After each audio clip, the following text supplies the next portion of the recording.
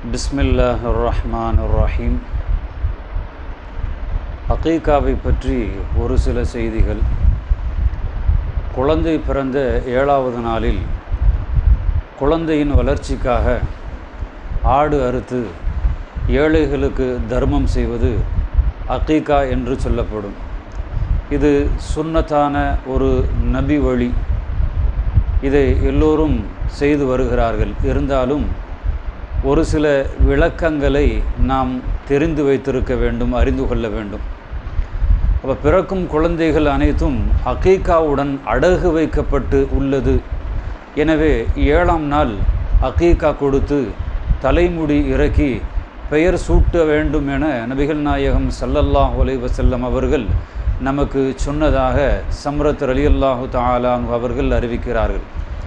மேலும் இமாம் ஹசன், இமாம் ஹுசைன் ரலியல்லாஹு தஆலா அன்ஹு அவர்கள் இந்த 2 பேருக்காகவும் நபிகள் நாயகம் ஸல்லல்லாஹு அலைஹி வஸல்லம் அவர்கள் 2 ஆடுகள் அறுத்து அகீகா கொடுத்ததாக அப்துல்லாஹ் இப்னு அப்பாஸ் ரலியல்லாஹு தஆலா அன்ஹு அவர்கள் அறிவிக்கிறார்கள்.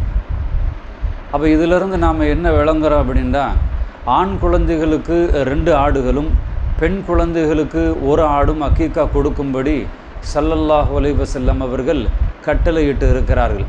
அப்போ 7ஆம் நாளில் எடுக்கப்படும் அந்த முடி இருக்கிறதல்லவா, அந்த முடியினுடைய எடை அளவுக்கு வெள்ளி தர்மம் செய்வதை பெருமானார் ஸல்லல்லாஹு அலைஹி வஸல்லம் அவர்கள் பெரிதும் விரும்பி இருக்கிறார்கள். அப்போ அந்த நாட்டில் திர்ஹம் வெள்ளி நடைமுறையில் இருந்தது. இன்று 7வது நாள் தலைமுடி எடுக்கும் பழக்கம் இல்லை. 40வது நாளில் தலைமுடி எடுக்கிறார்கள். அப்படி தலைமுடி எடுக்கின்ற பொழுது அந்த முடியினுடைய எடைக்கு தகுந்தவாறு நாம் ரூபாயாக கொடுப்பது ஒரு மிகச்சிறந்த தர்மமாக இருக்கிறது. ஹசன் ஹுசைன் ரலியல்லாஹு தஆலா அன்ஹு அவர்களுக்கு முடி எடுத்தபோது முடியின் எடைக்கு அதை நிறுத்து திர்ஹத்தை வெள்ளியை தர்மமாக கொடுக்கப்பட்டது என்று நமக்கு ஹதீஸினுடைய வாயிலாக அறிய முடிகிறது.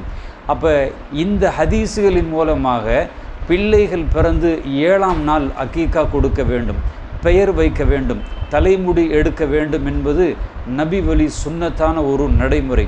ஆனால் இன்று பரவலாக அவரவர்களுடைய வசதிக்கேற்ப சில நாட்கள் தள்ளி போகலாம். 40வது நாள் அல்லது 45வது நாள் அல்லது 60வது நாள். ஆனால் அகீகா என்பது மிகச்சிறந்த நபி வழி சுன்னத்தாக இருக்கிறது. அதை நாம் சரியான முறையிலே செயல்படுத்த வேண்டும்.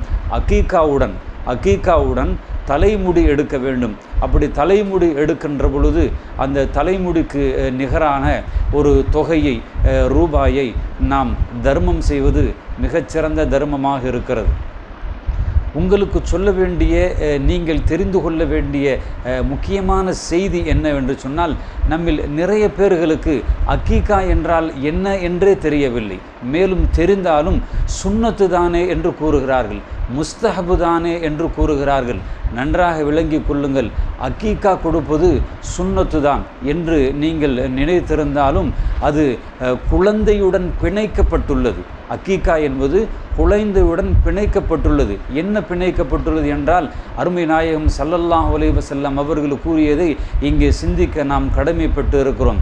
அதாவது குழந்தையினுடைய ஆரோக்கியம், குழந்தையினுடைய வளர்ச்சி சம்பந்தப்பட்டது. அகீகா என்பது குழந்தையினுடைய ஆரோக்கியம், குழந்தையினுடைய வளர்ச்சி சம்பந்தப்பட்டது.